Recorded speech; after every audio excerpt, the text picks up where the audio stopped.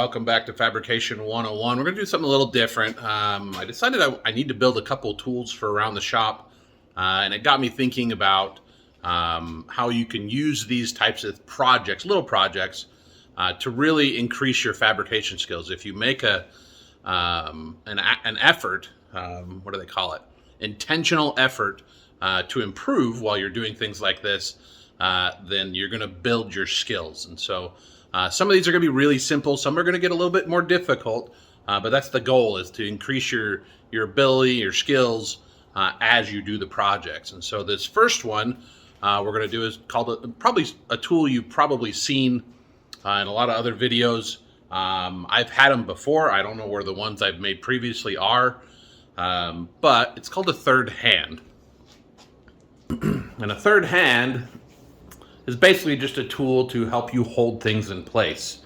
And I'm going to build my third hand out of this mess of junk you see here on my table. So I've got a couple of old U-bolts from the front end of my Super Duty from before, when it was still leaf sprung. It's now coil sprung, if I haven't mentioned that before. And then this is a pinion gear out of a Dana 60 axle. I don't remember what gear ratio it is. I could probably figure it out, but it's an old one. I don't even know where the other parts of it are anymore, so we're going to go ahead and clean that up. I think I might go ahead and just leave that bearing on there just for the fun of it. But we're going to clean this up, and we're going to make it into a third hand today.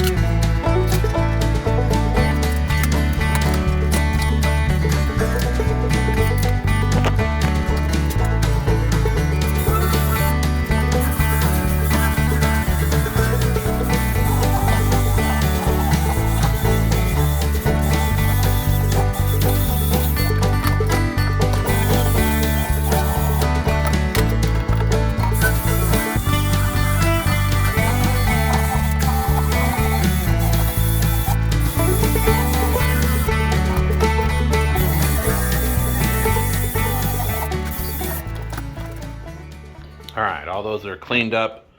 About as good as I think they need to be. We'll clean them up a little bit more before we actually get ready to start welding things. So here's the plan.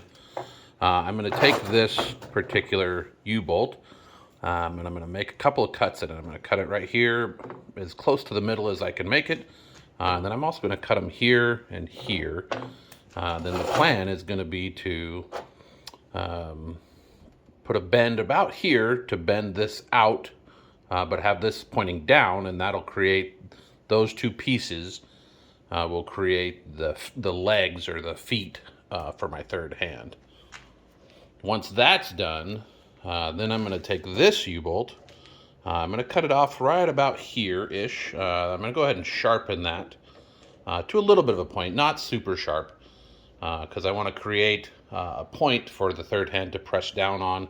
Probably going to go ahead and cut this right about here, and then it's going to get welded on to the end of the pinion. Now this is going to be the tricky one, because this hardened steel pinion, I'm going to have to get it a little kind of hot. I might even try to find one of the old nuts and thread a nut onto this as well, so that I can have even more surface area to weld to when I do this. So let's go ahead and get started.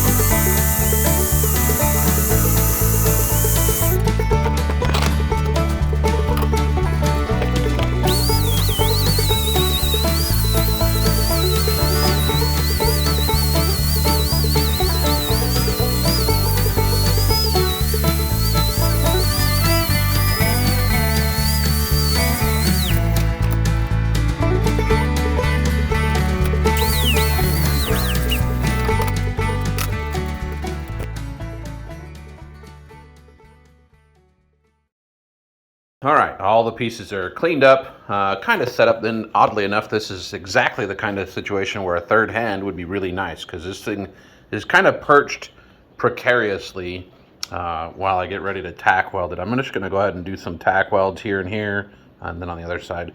Interestingly enough, if you take these numbers, 41 and 11, and you divide them, you divide 41 divided by 11, you get 372.7 whatever.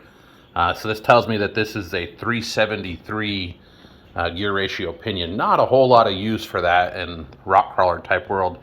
The other interesting thing is you can see how dark this color is here. That's a pretty good indication that at some point this pinion was probably run low on oil, because this would be the furthest gear away from the pinion, which would cause it to get really hot when there's low oil.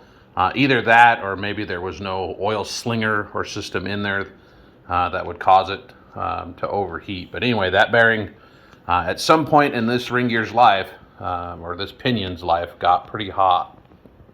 So anyway, let's go ahead and get to our tack welding. We're going to go ahead and TIG weld this stuff. Like I said, I like to try to do things with intention towards improving and getting better. So this is like an intentional practice, an excuse to play with my TIG welder, to try and learn a few more things, to kind of get better at it. Since this is not something I get to do all the time, I feel like this is a good choice, a good place to get some practice in. So let's go ahead and get the TIG welder fired up, get it tacked together, and then we'll look at what we're going to do to weld it out.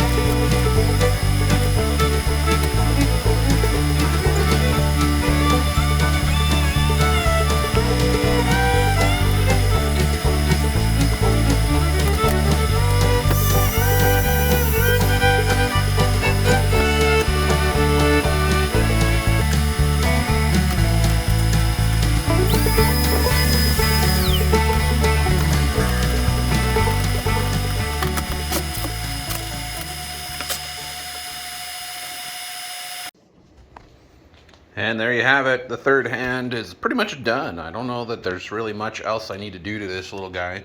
I might go ahead and clear coat it. I don't think I want to paint it. I think I want to clear coat it. I still need to clean some of this up because as this thing got hot, some of the gear oil started dripping out of that bearing and kind of made a mess of my table. So, but here's an example kind of where a third hand would be kind of useful. If I pull this up, you can see this little piece is just going to fall right over. Instead of trying to balance that thing or hold it with your hands while you tack weld it, especially if you're TIG welding, so you can tack with some filler metal, it'd be pretty useful. So anyway, it's kind of a fun little project. Really, realistically, only took me about an hour or hour and a half really to knock it out. I did mess with a few other little things. I kind of went back and tried to play with some weaving and pulse and some stuff on this end on the end. I had a hard time getting this end of the end of the gear hot enough to get it to accept weld. And then this nut being galvanized kind of made for some interesting problems.